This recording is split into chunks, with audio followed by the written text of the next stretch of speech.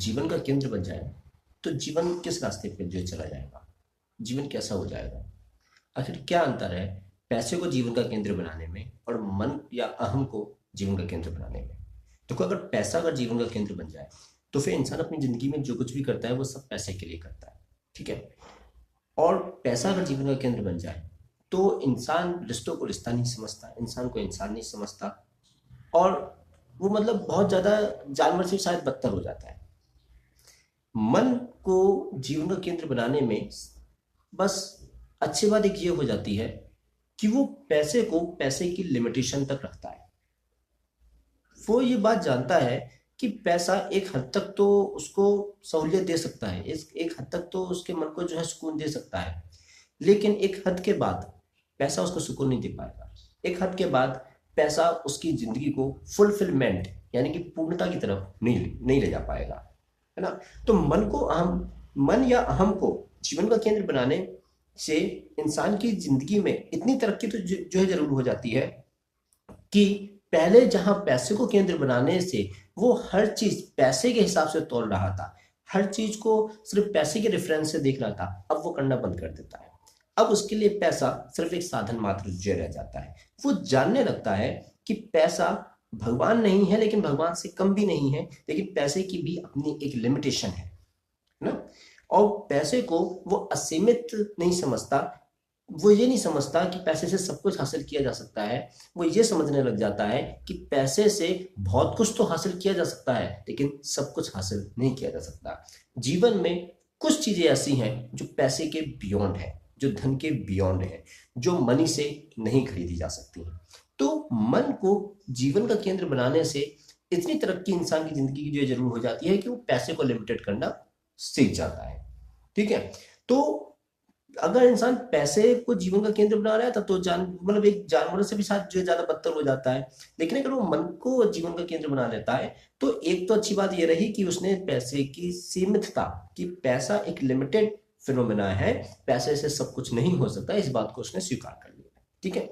तो अब वो क्या करेगा कि पैसा तो एक लिमिट तक कमाएगा, वो तो ठीक है, क्योंकि इस जिंदगी में अपनी दुनियादारी में जो कुछ भी आपको खरीदना है, जो कुछ भी टेंजिबल तौर पे जो सामान आपको खरीदना है वो सब आएगा तो पैसे से ही, ठीक है। तो पैसा कमाएगा, एक लिमिट तक कमाएगा, लेकिन पैसे के अलावा और जो दूसरी चीजें हैं जैसे कि mental satisfaction, job satisfaction, relationship, ठीक है, और किसी की हेल्प करना, तो ये सारी चीजों में भी वो इन्वॉल्वमेंट होगा। लेकिन अब दिक्कत क्या आएगी, दिक्कत ये आएगी कि अब क्योंकि उसने मन को जीवन का केंद्र बना दिया है ना, तो अब वो पैसे के अलावा विचारों में और ज्यादा जीने लगेगा। उसको लगेगा कि अरे देखो, मेरे मन में बहुत सारे विचार आते हैं ना, तो मेरे मन में जो कुछ भी विचार आते हैं वो सब हर चीज को जो है मुझे पूरा करना चाहिए, ठीक है। और मेरे मन में अगर दिन में अगर 10 इच्छाएं जो है पैदा हो रही हैं तो मुझे 10 की इच्छाओं को जो है पूर्ति करनी चाहिए। अब इसमें दिक्कत क्या आएगी कि पहले जहां पैसा जीवन का केंद्र था तब तो उसका माइंड सिर्फ एक तरफ था ना, पैसा पैसा पैसा, दैट्स इट, एक डायरेक्शन में था। अब क्योंकि मन जो है जीवन का केंद्र बन गया है और मन में जो है एक दिन में बहुत सारी इच्छाएं जागृत होती हैं, बहुत सारे विचार आते हैं। अब उसका दिमाग जो है 10 जगह दौड़ेगा, अरे ये भी लेना है, ये भी लेना है, ये भी लेना है, ये भी लेना है, ये भी लेना है, ये भी लेना है। अब उसमें होगा क्या कि इंसान कितनी भी कोशिश कर ले, कुछ ना कुछ तो उसका बाकी रह ही जाता है। इच्छाएं कभी पूरी हुई नहीं है आज तक, मतलब कभी भी किसी की भी, है ना।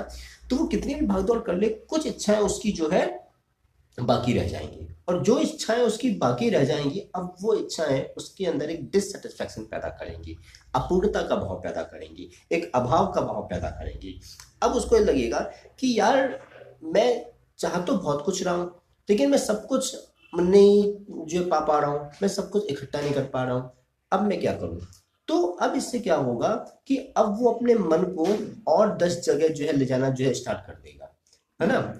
अब उसमें दिक्कत क्या आएगी कि पहले जहां एक तरफ आप डायरेक्शन में थे, भले ही वो पैसे की तरफ थे, अब आपका एक तो दिमाग 10 जगह जो दौड़ने लगा, दूसरी चीज डिससेटिस्फैक्शन बढ़ने लगा, ठीक है, अपूर्णता का भाव बढ़ने लगा। और इस डिससेटिस्फैक्शन के साथ क्या होगा कि अब वो क्योंकि कुछ चीजें अचीव नहीं कर पा रहा है ना, तो अब वो उन अपूर्णताओं के भाव को पूरा करने के लिए, उसकी फुलफिलमेंट को जो है मतलब वो पूरा करने के लिए, ठीक है, जो बाकी रह गया है वो और किसी जगह भागेगा, वो किसी और चीज की तरफ भागेगा, समझ रहे हो। तो अब क्या है, डिस जो है सेटिस्फैक्शन तो बढ़ ही बढ़ा, उसके साथ डिस्ट्रैक्शन भी बढ़ गया, है ना। अब आप जो 10 जगह भाग रहे हो, अब आपके अंदर बेचैनी और ज्यादा हो जाएगी। लेकिन इस बेचैनी के साथ अच्छी बात यह है कि अब आप पहले के लेवल से एक लेवल ऊपर आ चुके हो। पहले आप टेंजिबल, जो आपने एक टेंजिबल फिनोमेना को अपने जीवन का केंद्र बनाया था, अब कम से कम आपने एक इनटेंजिबल फिनोमेना को अपने जीवन का केंद्र बनाया है, यानी कि मन। मन मतलब इनटेंजिबल फिनोमेना, ठीक है, जिसे आप देख नहीं सकते। तो आपने इंटेंजिबल फिनोमेना को अब अपने जीवन का केंद्र बना लिया है, इससे आपकी बेचैनी और बढ़ेगी, डिस्ट्रैक्शन और बढ़ेगा, डिससेटिस्फैक्शन और बढ़ेगा। अब इसका फायदा क्या होगा? अब इसका फायदा ये होगा कि आपके अंदर उस बेचैनी से मुक्त हो जाने की, मुक्ति पाने की, मुझ की तरफ की, अध्यात्म की तरफ की जो आकांक्षा है, जो इच्छा है, वो और ज्यादा बढ़ेगी। पहले तो कुछ लग ही नहीं रहा था ना, क्योंकि पहले तो पैसा ही, क्योंकि आपने पहले तो जो पैसे को जीवन का केंद्र बना रखा था, तो पैसा बहुत सारा आ गया, तो आप कहते हैं बहुत अच्छी बात है, बहुत अच्छी बात है। लेकिन अब क्योंकि अब पैसे को जीवन के केंद्र से हटाकर आपने मन को जीवन का केंद्र बना लिया है, ठीक है, एक इंटेंजिबल फिनोमेना को बना लिया है, उससे आपका जो है असंतुष्टि भी बढ़ी, डिस्ट्रैक्शन भी बढ़ा, तो बेचैनी बढ़ी तो उस बेचैनी से मुक्त हो जाने की इच्छा भी बढ़ी। भाई, किसी इंसान को जब दर्द होगा तभी तो उस दर्द से मुक्ति का उपाय करेगा ना। जब दर्द ही नहीं होगा तो फिर मुक्ति का उपाय मतलब क्यों करेगा, है ना। और दर्द नहीं हो रहा है इसका मतलब ये थोड़ी ना है कि वो सही रास्ते पे ही है। हो सकता है कि वो इतने गलत रास्ते पे हो कि उसको दर्द का एहसास ही ना हो रहा।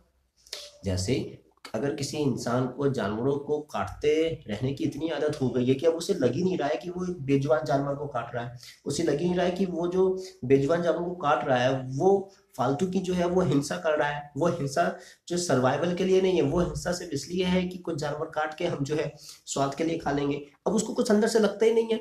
समझ लो ना बात को। तो दर्द ना होने का मतलब, दर्द के एहसास नहीं हो रहा है, इसका मतलब ये नहीं है कि इंसान मतलब सही रास्ते पे हो सकता है वो इतने गलत रास्ते पे हो कि उसको एहसास, मतलब वो एहसास होता ही नहीं है। हम्म। तो मन को जीवन का केंद्र बनाने से ये होगा कि अब आपकी छटपटाहट बढ़ जाएगी। अब ये टाइम बड़ा खतरनाक होता है ना। इस टाइम पे या तो आप वापस लौट के पहले जो आपने पैसे को अपने जीवन का केंद्र बना रखा था, या तो आप वो बना लोगे, या फिर आप कहोगे कि यार देखो, पैसे को तो मैंने अपने जीवन का केंद्र बना के देख लिया, अभी मैंने मन को अपना जीवन का केंद्र बनाया है, ठीक है।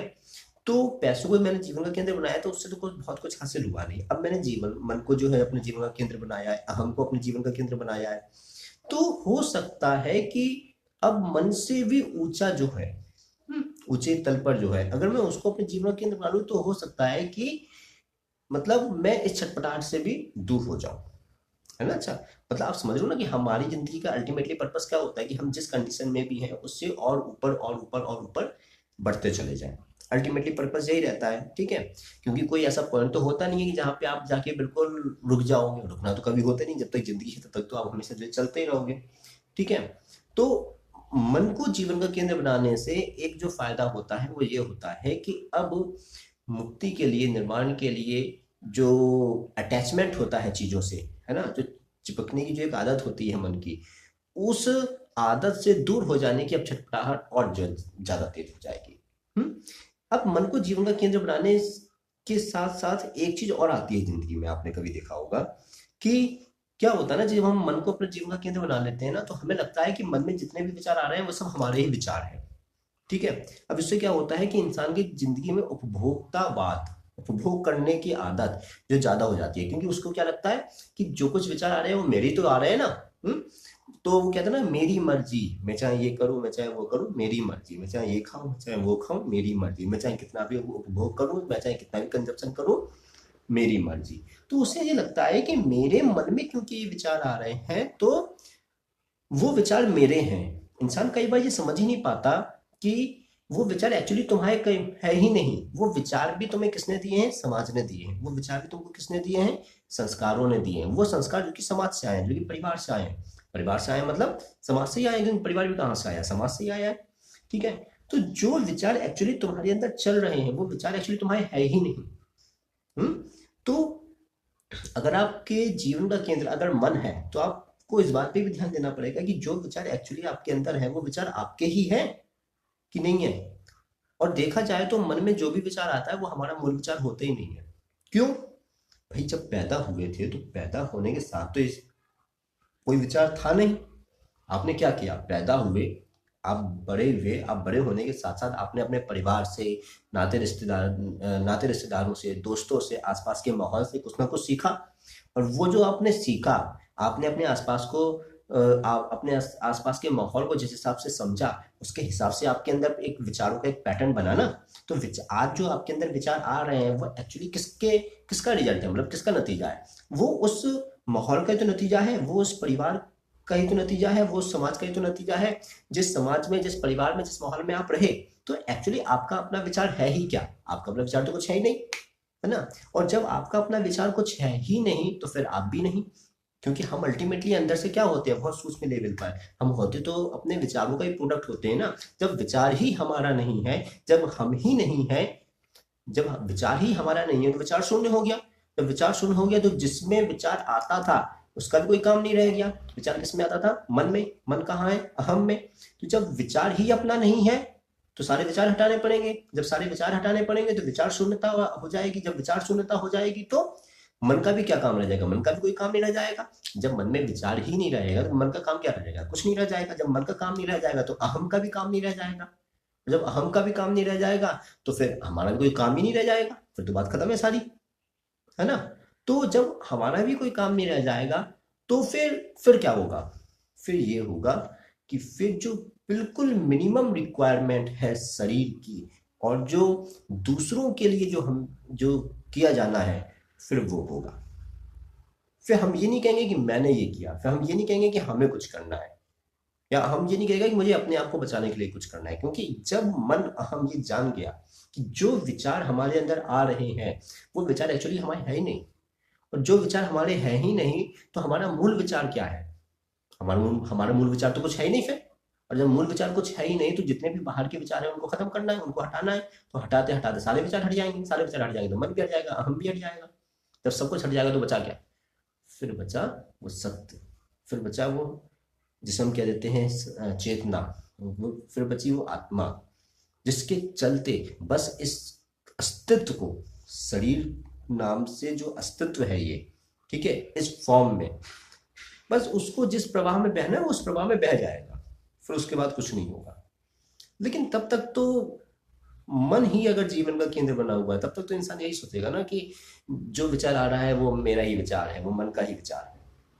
तो मन को जीवन का केंद्र बना लेने से क्या होता है? मन को जीवन का केंद्र बना लेने से ये होता है कि मन में जो भी विचार आते हैं वो हमें लगते हैं कि हमारे विचार हैं, जबकि होते वो हमारे विचार नहीं है।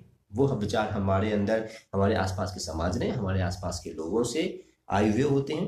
लेकिन क्योंकि हम मन जो है गलती से, भूलवश जो है उसको अपने विचार समझ लेता है, तो फिर वो उन विचारों से प्रेरित होकर फिर बाहर की दुनिया में वो सारे काम करता है जिसके लिए वो विचार आए होते हैं। फिर वो सारी चीजें खरीदता है जिसके लिए वो विचार आए होते हैं। क्योंकि विचार अपना नहीं होता है तो बाहर की दुनिया में फिर हम जो काम कर रहे होते हैं वो भी अपने नहीं होते हैं। वो भी एक तरीके से कह लो कि बेकार के होते हैं, निरर्थक होते हैं। शरीर की अपनी जरूरतें हैं, वो जो बिल्कुल बेसिक जरूरत है, ठीक है, वो भी जब तक अहम या मन ये मान के चलता है कि मुझे अपने लिए करना है तो वो भी फिर उसके लिए फलदायी नहीं होते हैं। क्योंकि वो उस एक चिपकाहट आ जाती है, एक अटैचमेंट आ जाता है। जब तक मन या अहम जीवन का केंद्र बना हुआ है तब तक मन और अहम को हमेशा ये लगेगा कि मैं जो कुछ कर रहा हूँ अपने लिए कर रहा हूँ, खुद को बचाने के लिए कर रहा हूँ। और जब तक मन या अहम को हमेशा ये लगता रहेगा कि मैं अपने लिए, खुद को बचाने के लिए जिंदगी में कुछ इकट्ठा करूँ, कुछ काम करूँ, कुछ ऐसा करूँ, है ना, तब तक उसका अटैचमेंट बना रहेगा। और जब तक अटैचमेंट बना रहेगा तब तक सकाम कर्म रहेगा, तब तक निष्काम कर्म नहीं हो पाएगा। और जब तक सकाम कर्म रहेगा और निष्काम कर्म नहीं हो पाएगा तब तक अटैचमेंट बना रहेगा, और वो हमेशा बंधन में रहेगा। बंधन में रहेगा तो मुक्त नहीं हो पाएगा। तो बस इसी तरीके से फिर पूरा जीवन जो है मन या अहम के केंद्र पर चलता रहेगा, और इंसान इसी तरीके से हमेशा, जिसे हम कहते हैं ना, जन्म मरण के चक्कर में घूमता रहेगा, हमेशा बंधा हुआ महसूस करेगा, हमेशा बेचैन रहेगा, हमेशा छटपटाता रहेगा। तो ये होता है अगर आप मन को जीवन का केंद्र जो बनाते हैं, अगर आप अहम को जीवन का केंद्र बनाते हैं। वैसे इस बारे में आपके क्या विचार हैं? आप अपने विचार हमें कमेंट बॉक्स में जो है बता सकते हैं। और यदि इस वीडियो से आपको कुछ नया सीखने को मिला हो तो प्लीज़ इस वीडियो को जो है शेयर कीजिएगा, लाइक कीजिएगा। और यदि अभी तक आपने हमारे चैनल को सब्सक्राइब नहीं किया है तो प्लीज़ सब्सक्राइब कर लीजिएगा और बेल आइकन पे भी क्लिक कर दीजिएगा। फिर मिलेंगे अगली वीडियो में किसी नए टॉपिक के साथ। तब तक के लिए धन्यवाद।